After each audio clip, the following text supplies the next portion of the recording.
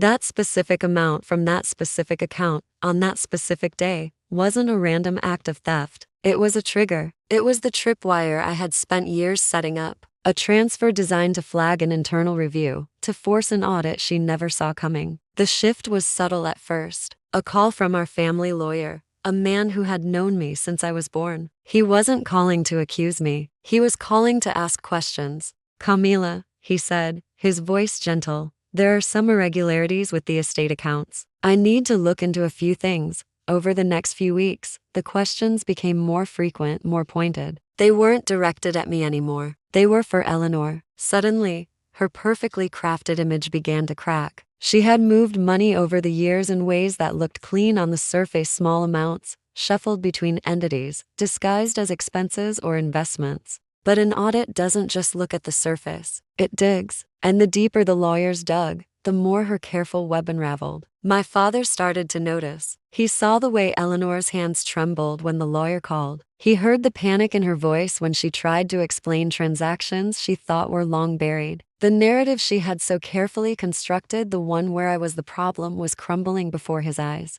He started looking at me differently, not with suspicion, but with a dawning confusion, and then a horrified understanding. He was finally seeing the woman he married, not the one she pretended to be. He was finally seeing me. The final confrontation wasn't loud or dramatic. There was no screaming, no tears, no desperate pleas. I didn't need any of that. I had something better, the truth. I called a meeting with my father and the lawyer. Eleanor came, of course, still trying to control the situation, still believing she could talk her way out of it. She walked in with a strained smile, ready to perform her role as the concerned wife. But the performance was over. I didn't raise my voice. I didn't insult her. I simply laid out a folder on the polished mahogany table. Inside were copies of